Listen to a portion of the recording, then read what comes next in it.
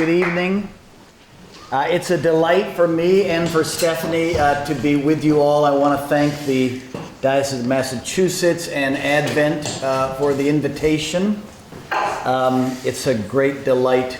We're Massachusettsites, so it's good to be back in this part of the world and with you all. Before I begin, I do want to offer one note of reluctance. So I want you to imagine my standing up here and giving you a lecture on the present state, which is very good, of the Boston Celtics. And all of a sudden you look over there and there's Kevin Garnett or Jason Tatum sitting in the audience. That would worry you. So we have someone with us, the Archbishop, my friend, fellow Wycliffe graduate, who knows a lot more than I do.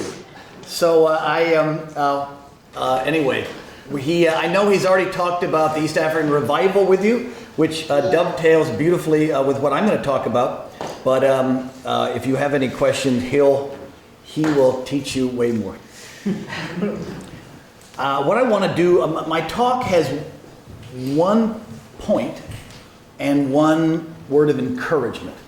And the point is simply this, that Anglo-Catholicism, that movement or stream within the Anglican tradition, is obviously a movement of liturgical renewal, theological renewal, spiritual renewal, and I want to make the point, perhaps obvious, that it is also a movement of missionary renewal, that it has a proud missionary global reach and history.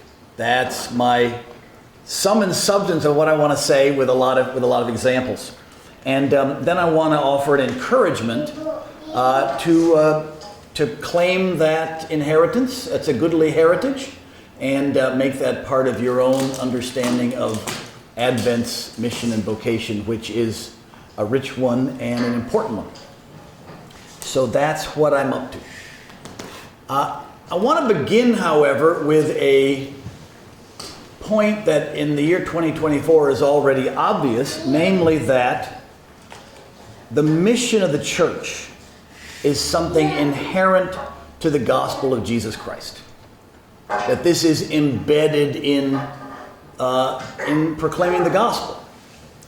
I believe it was Emil Brunner in the middle of the 20th century who famously said that the church is to mission as a fire is to burning. You don't have to ask the fire whether burning is an option it wants. It simply is inherent in the operation.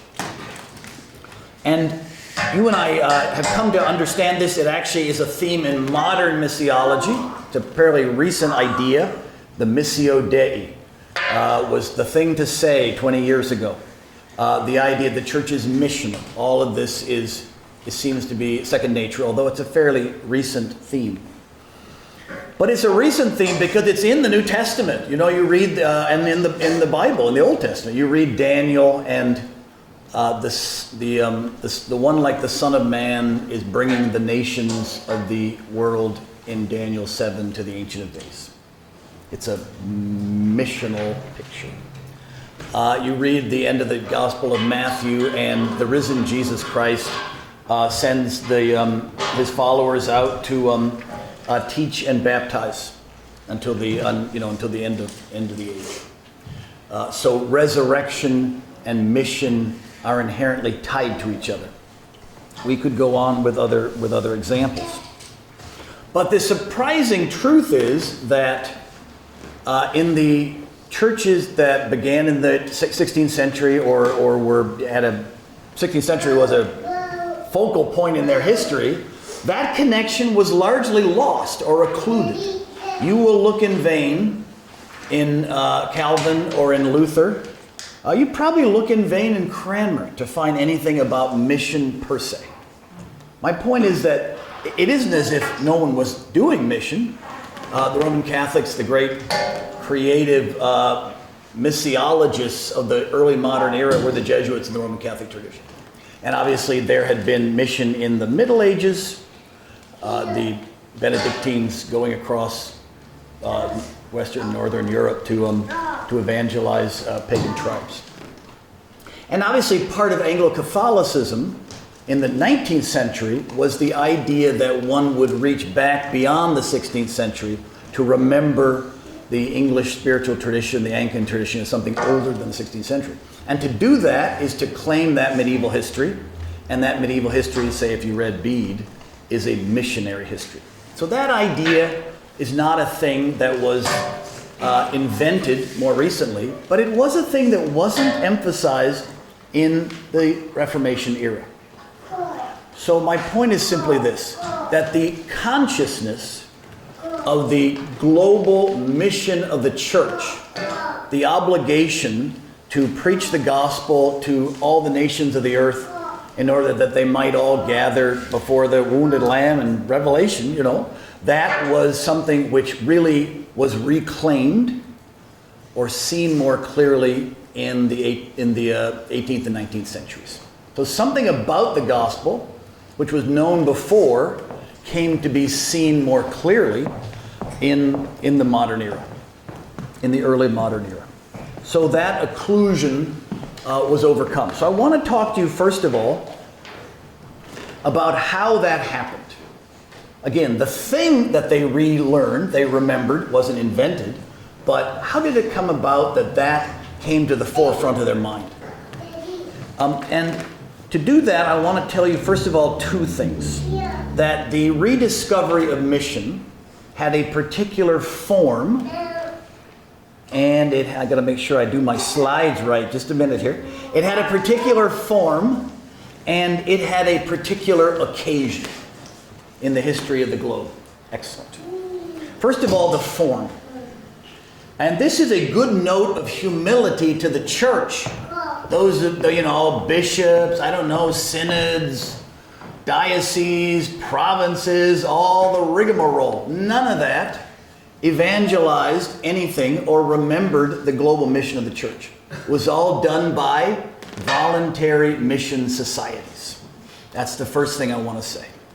That's important because it reminds us of how the church fulfills its mission. It needs the structure of the church, but it also needs particular callings and people gathering to do those particular callings within the larger structure of the church.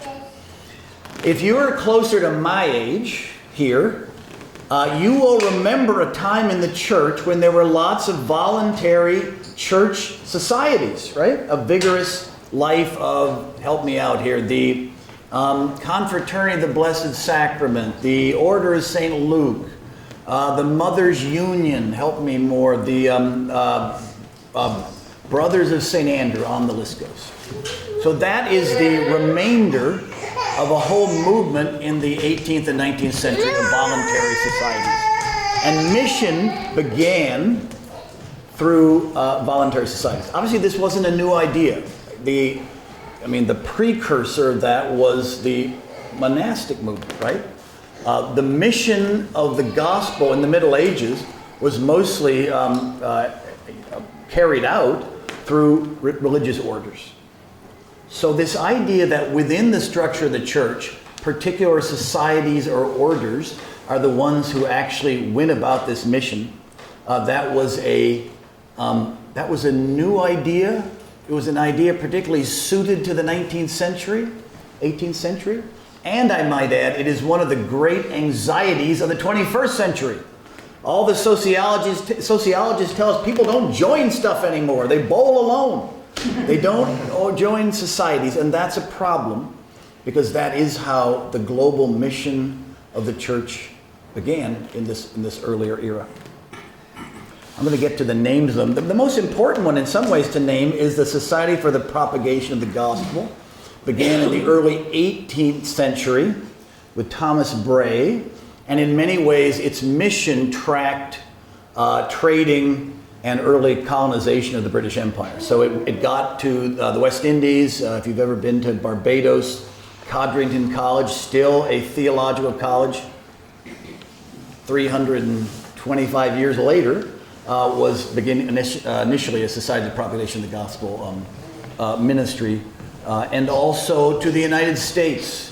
One of their missionaries particularly failed missionary was named John Wesley, who got himself to Georgia and it didn't work out at all. Later in his ministry, he did better.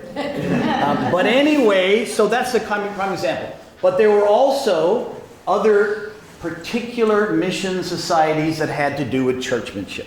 The first being the Church Missionary Society, the CMS, the remarkable growing national churches like Nigeria, Uganda, Tanzania, Kenya. Those are all CMS churches.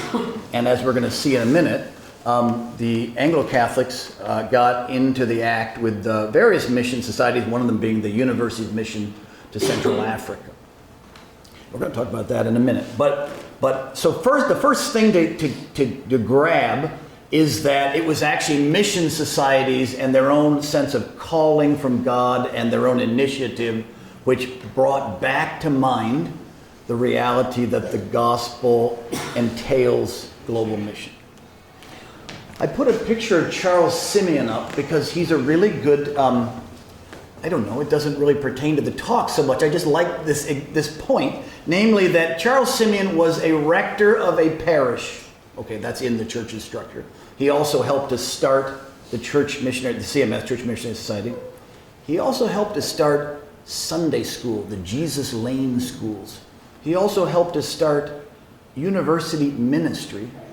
And through he would gather young adults after his sermons, which basically was the beginning of the seminaries. So this one man out of his parish, quite on his own initiative, did all of that, and one of the things he did was start the Church Missionary Society. And the Church Missionary Society happened because they had a vision of the imperative of evangelizing the world, and they also had donors to help them. As a former dean, I like the fact that he was an advancement minister who raised money as part of God's work, which also was a part of the evangelization of Africa. So that's Charles Simeon, and my point is private voluntary societies. Point number one.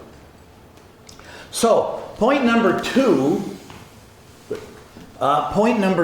is that the rediscovery of mission in the early 19th century, particularly in Africa, was associated with the horrors of the slave trade.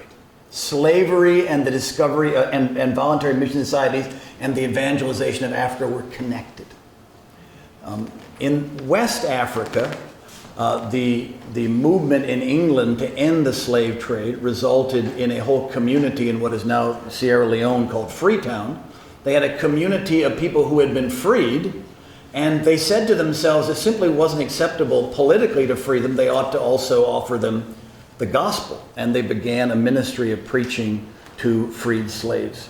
And that in West Africa was the seed of this impulse that they needed a wider evangelizing initiative, which became the Church Missionary Society. The evils of the triangle trade in West Africa, right? England, West Africa, West Indies, what would be the United States. That was true in the Atlantic. And at the same time, there was another slave trade in East Africa, heading east, looking off to Oman, which is also part of the impetus for the Church Missionary Society. The slave trade in East Africa was rooted in Zanzibar, with the Sultan of Zanzibar, who had traded for slaves and sent them off to Oman. So likewise, the origins of the Church Missionary Society are in East Africa in opposition to the slave trade, which was an Arab slave trade. I want to say a couple of other things about East Africa. So the influence of the slave trade was mostly along the coast, although it went inland along certain trade stops on their way up country. Daphne and I worked in a town in central Tanzania called Kongwa, and in Swahili, a Kongwa is the wooden what would you call it? The wooden restraint as you would move a slave to the coast. But that wasn't the only a challenge for missionaries coming to anyone coming to East Africa. It was also very difficult for outsiders to survive in East Africa. People who would go up country usually would die of several maladies, one of them being malaria, pretty rapidly. So it was a very forbidding place on several counts for missionaries to first arrive. I think our next picture. My real point here is to talk about Anglo-Catholics and mission. I'm going to get there, but I got to mix in some evangelicals because the history is really one. It's all connected. You're going to see that in a minute. And also, obviously, you have an exemplar of East African Anglicanism with you for the last few weeks, so I'm mixing in some evangelical East African stuff. So the church missionary side in their very beginnings in the 1840s wanted to send missionaries to what would become Tanzania and Kenya. And they had a hard time finding anybody to go. It was, again, your life expectancy because of malaria was short. They found two Germans named Krapf and Redman who went. That is Johann Krapf, good Lutheran. And they made almost no progress. A few converts. What they did do was begin the work of translating, creating a written Swahili with a grammar and a dictionary. The grammar we used in the early 1980s in East Africa. So translation and linguistic access is an inextricable part of this whole story. I want to tell you, and go to the next picture. I want to tell you a little bit more about East Africa, and then I have a Anglo-Catholic connection. So in East Africa, the largest kingdom, it was the kingdom of Buganda. There are obviously a variety of tribes who were eventually evangelized, but Buganda was the largest, and it was unique. It had a king. You know, people who didn't understand African culture were always going and trying to find the king, and a lot of times they didn't have a king, so it was hard for them to get it. But Buganda had one, and they had a court. And so missionaries arrived at the court of Mutesa, the Kabaka, the king of Buganda. And several things happened. First of all, they started to teach people to read because they wanted them to read the Bible. And reading opened their eyes to a larger world and obviously opened their eyes to the Word of God. So a whole generation of younger leaders in the Bugandan court were converted to Christian faith. This eventually led to opposition from the Kabaka himself, who was threatened by this, and a series of martyrs, both Anglican and Roman Catholic, who the Anglican martyrs are in our sanctuary. However, their martyrdom was preceded by martyrdom of, we were just mentioning Hannington College in Oxford. The early CMS missionaries also were martyrs. And their martyrdom and the martyrdom of the early catechumens, the readers they were called, were one of the great impetus to conversion of Buganda to the Christian faith. But I want to add one other factor here, which is that David Livingstone was in the mix. He was an explorer, doctor, missionary, and he traveled throughout East Africa, traveled to Buganda, and wrote a series of, what do you say, chronicles, reports back to England about the horrors of the slave trade. And that galvanized the English populace. It's an interesting fact that his missionary endeavor and this sort of martyrology actually preceded colonial entry into East Africa. But there was an enormous upcry about the slave trade and enormous interest in missionary activity. And because of that, partly because of Livingstone and because of the profile he gave to the problem, Anglo-Catholics in England said the evangelicals have got the CMS, So we should have our own mission society, and formed in response to this new sensitization about this issue, created the University Mission to Central Africa. So there's a connection between the East African history of martyrs, which is largely an evangelical Anglican history, and Livingston, and the creation of a Anglo-Catholic African, largely African, all African mission society. I want to say two other things before I move on. One is that this all led to eventually the conversion of Buganda, whereupon missionaries went out from Buganda to surrounding kingdoms, surrounding tribes, and evangelized them as well. And wherever they went, the key person in the whole process was the catechist. So here's the basic fact about Africa. It is way too big a continent for the very small number of missionaries, many of whom had a short life expectancy, to have evangelized the continent. The continent was evangelized by Africans, and it was evangelized by catechists. So part of this whole picture, again, part of this picture is lay ministry, which is missionary ministry, which was indigenous ministry. Were missionaries important? Absolutely. Did missionaries make mistakes? Absolutely. Were the missionaries going there probably ready to die within 3 or 4 years? Yes. It's not a history you can wrap up into one conclusion. But what they really did was translate the language, make the language available to be read, and they trained catechists, which is to say that the evangelization, evangelical and Anglo-Catholic, wherever they went, was African evangelization. I'm going to skip ahead to the very end of my talk. But anyway, so here's an interesting fact, and this is a thing that people are very interested in now as scholars. You ask yourself, what's indigenization, what's adaptation, what is enculturation, what should you keep, what should you change, all this kind of stuff.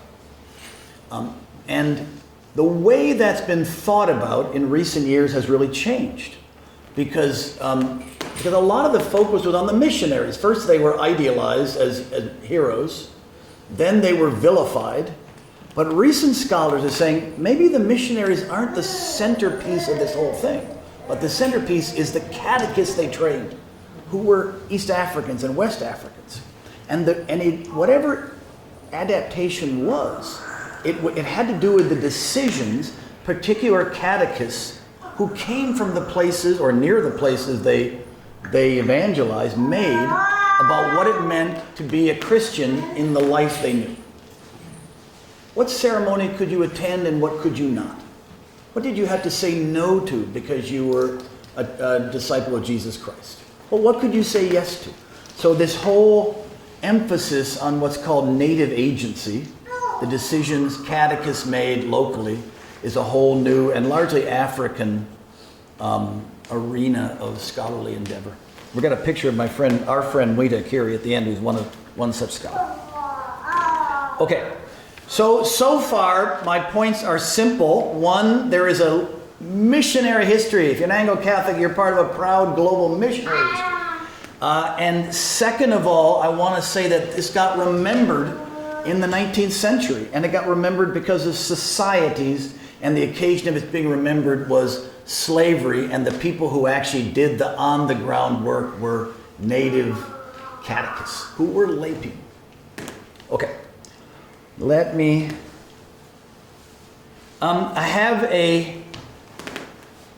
want to say something about conversion, but that actually is an outlier. I'll get back to that if we get time. I want to say a little bit about the university's mission to Central Africa, because that is the classic society of Anglo-Catholic African mission. And I want to point out some of the things that are remarkable, interesting, debatable. One is that, so one of the initiatives was in present day Malawi. Bishop Mackenzie was eventually a martyr. in the mission that was founded in Malawi. So there was a martyrology among the UMCA itself.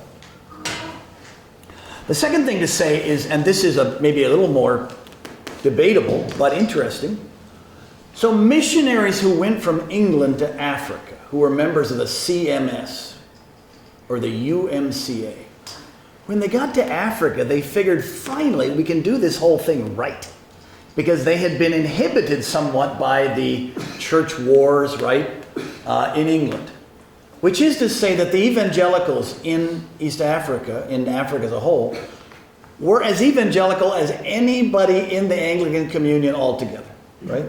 And likewise, the UMCA was as Anglo-Catholic as you would find anywhere at all. Which is to say that they each had separate missions, but they were distinctive and they were very much driven by the vision they had liturgically, evangelistically from home. That's posed some challenge because now, I mean, we were in Tanzania, half of which was evangelized by the UMCA on the coast, and up country was evangelized by Australian CMS.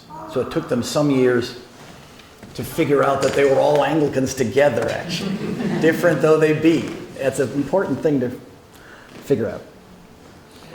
The third thing I want to say is that the SPG got to South Africa, right?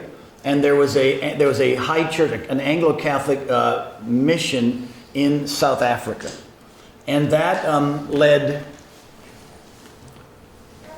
eventually led to some tensions.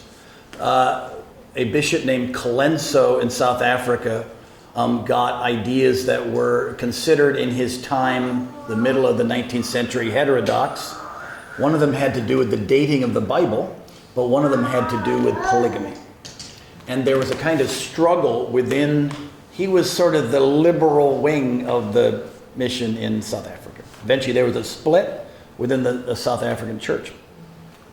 All of this created a crisis in the Anglican communion. How's that for an idea? And they figured we've got to sort this out. This renegade rogue bishop, Colenso.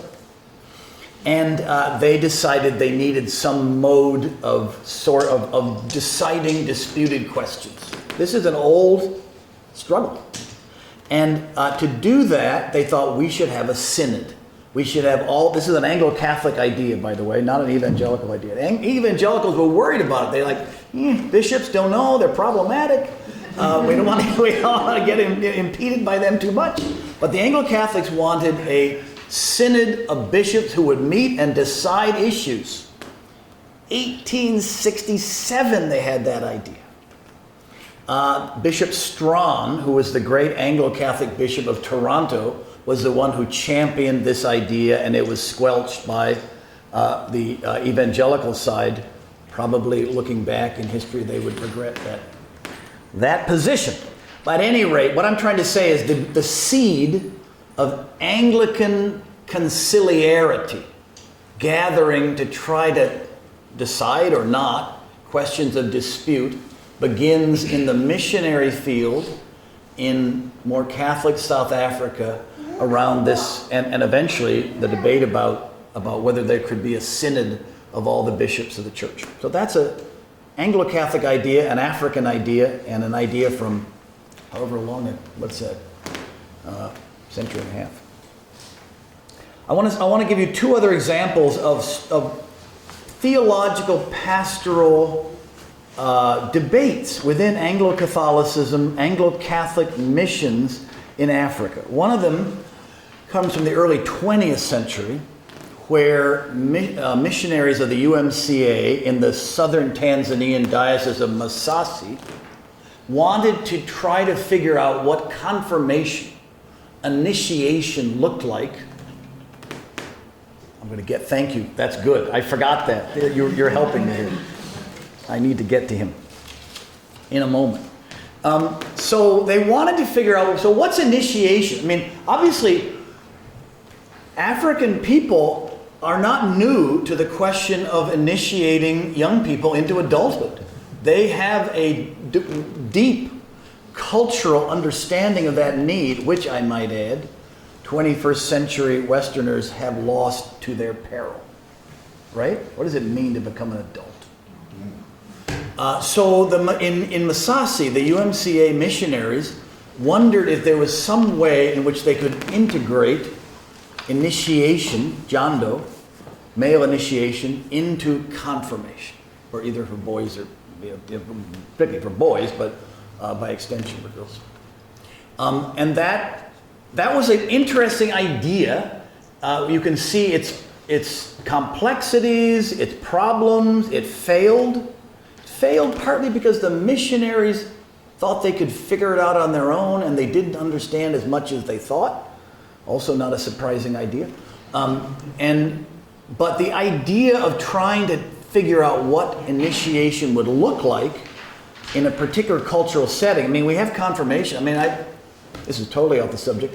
I was once sitting in a church as a curate in Worcester, Massachusetts, talking to a bunch of 13-year-olds about how confirmation was a moment of adult decision for Jesus.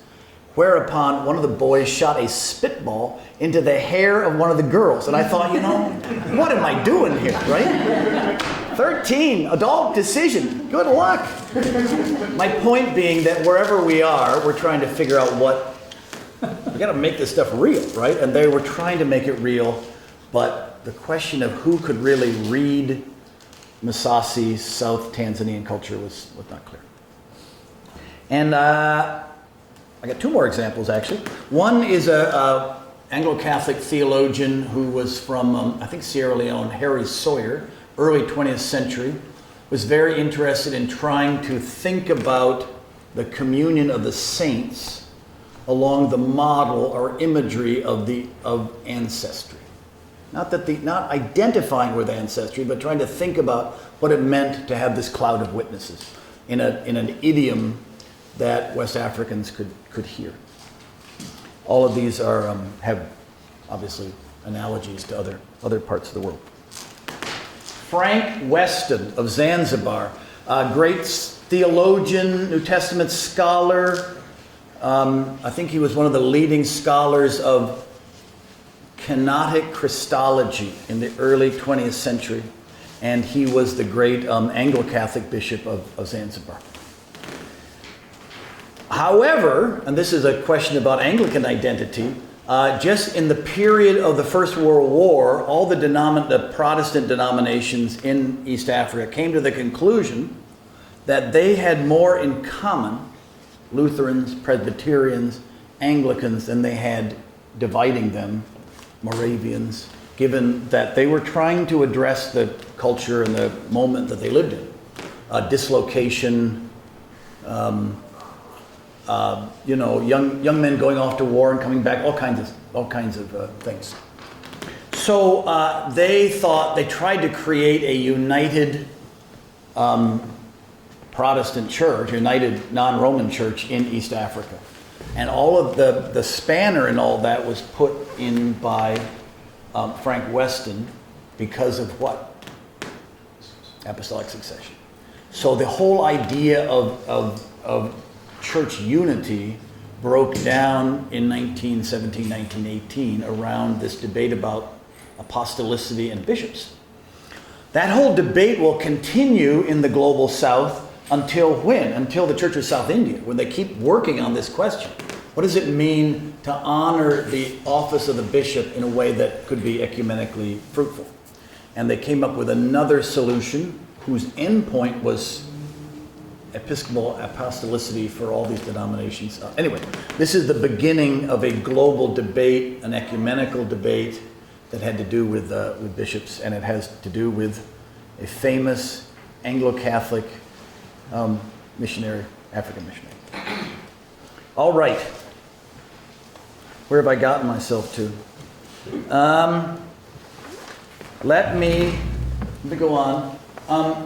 So I've got a couple. I know that the Archbishop has talked about the East African revival. I just want to, and I am not qualified to, but I do want to say one or two things about it. So one of the great things that happened One of the great events in modern church history throughout the world was what happened in the 1930s in East Africa, right? It was an era of some struggle, backsliding. People were trying to square their Christian commitments with their lives. There was a certain amount of tension between colonists and native people. And out of that came the revival, which had a dimension of black and white Christians together, united, setting aside their complaints with each other in the gospel. It had to do with a sense of renewal, and it spread like wildfire throughout all of East Africa. And here's the thing that's important. First of all, again, it was largely, not solely, it had a missionary in its beginning, but it was largely lay-led. Second of all, nobody planned it. It happened, you know. It was a movement of the Holy Spirit by people who refused to leave the church, but rather wanted its renewal to take place within the structure of the church. If you compare the East African revival to Methodism, there are all kinds of analogies. Basically, Methodism happened again in East Africa in the 1930s. But in the second go-round, the Methodist revival stayed within the church, and that resulted in the explosive growth and renewal of the church in East Africa and throughout Africa. Which is to say that it was, it was a lay movement, and it was a movement that, it was a moment in which the church was able to not to resist. Do you know what I mean? It was a moment when leadership in the church was able to get out of the Holy Spirit's way in a way that they failed to do in the 18th century in England. Hence, Methodist churches across the countryside. So I think that's important. Apollo Kivu is actually earlier. That's my mistake in order, but he is relevant to he's a couple of generations before the revival, but he's relevant in that from the revival came this enormous energy for evangelism. And so the other thing I want to say is this, that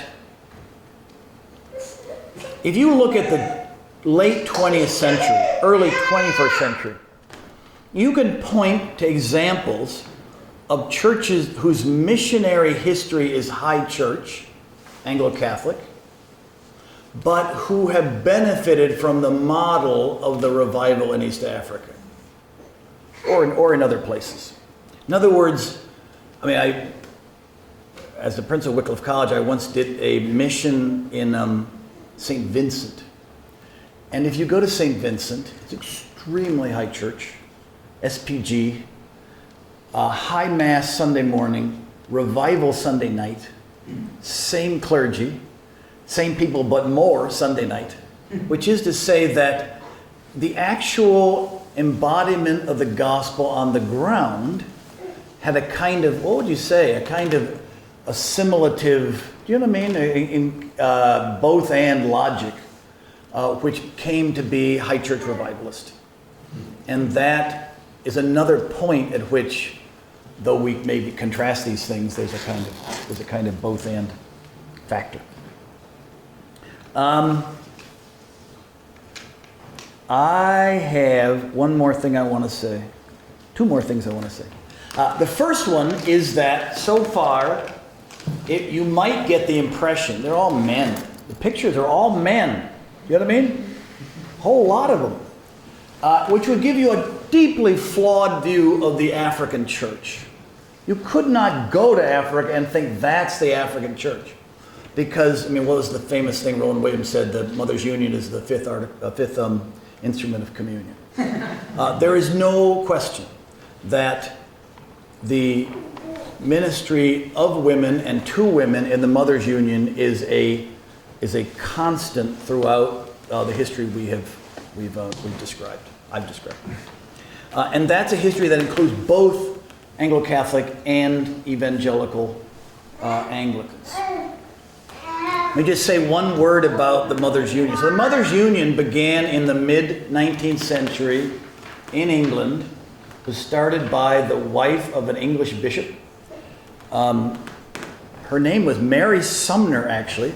So my name is well known to, I would go to these places in Tanzania, and then when I say my name, they say, oh, Sumner. We know Sumner. That's Mary, no. At any rate, but here's the important thing. It was, again, a lay movement for women, and in England, it really was focused on trying to help women who had fallen into the destructive patterns of life because of their poverty in the city, in London. The Mothers' Union began as a 19th century English anti-trafficking movement, led by lay women. And that went to Africa, and it has had an enormous effect on the life of the African church, mothers and women in general. So I want to just mention that all of what I've been saying has a parallel history in the Mothers' Union and in ministry by and for women. Okay, I'm done, so let me just give you the whole thing in a nutshell.